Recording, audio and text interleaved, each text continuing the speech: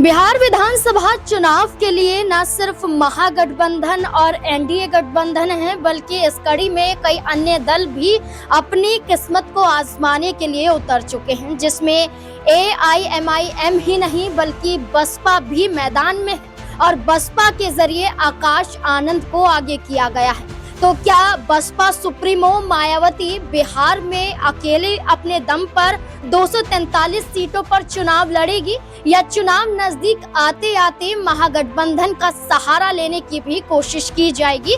इसी से जुड़ा हुआ ये सवाल है। सवाल का जवाब लेने की कोशिश करेंगे।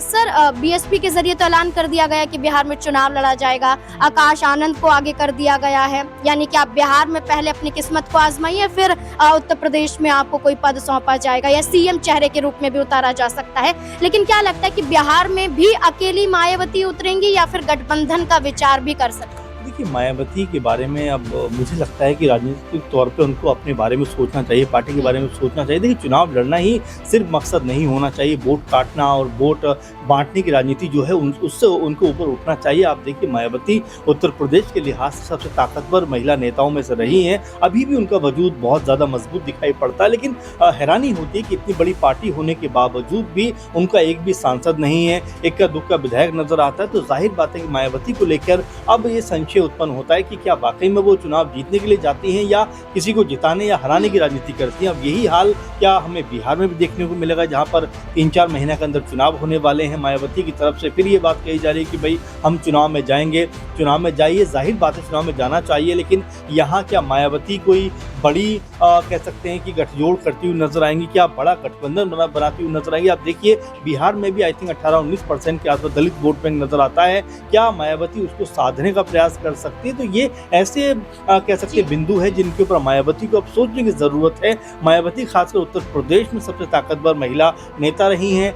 दलितों के ऊपर, मुस्लिम वोट के ऊपर उनका अच्छा खासा कमांड रहा है, लेकिन अभी के सालों में देखा गया है कि न सिर्फ मुस्लिम वोट टिका है बल्कि दलित वोट बैंक भी उनसे दूर होता हुआ दिखाई दे रहा। तो ऐसे में मायावती को अब बेहतर रणनीति बनानी चाहिए कि अगर किसी भी चुनाव में वो जा रही हैं तो सिर्फ किसी को हराने या जिताने के लिए नहीं, बल्कि खुद की जीत और हार के लिए उनको जाना चाहिए, क्योंकि यहाँ पर लगातार उनके जो प्रत्याशी हैं वो 6, 7, 4, 5 इस तरह के नंबरों पर रहते हैं। तो जाहिर बात है कि यही सोच बारंबार निकल कर सामने आती है, क्योंकि 2024 के चुनाव में भी देखा गया था कि मायावती की वजह से इंडिया गठबंधन ने जहां 16 सीटें गंवाई, तो वहीं एनडीए कुनबे को 16 सीटें प्राप्त हुई। यानी मायावती ना इधर थी ना उधर थी, उसके बावजूद भी जीत और हार में वो शामिल थी। तो हो सकता है कि मायावती अपनी रणनीति को एक अलग तरीके से लेकर आए। ऐसे में आकाश आनंद की भूमिका बड़ी हो जाती है, जिनको उत्तर प्रदेश में अगर मजबूत नेता बनना है तो यहाँ पर चुनौतियां उनके सामने कई सारी हैं। वोट बैंक भी उनको अपने पक्ष में लेकर आना है, क्या वो ये सब कर पाएंगे? ये अपने आप में बड़ा सवाल। और ऐसे में आकाश आनंद के लिए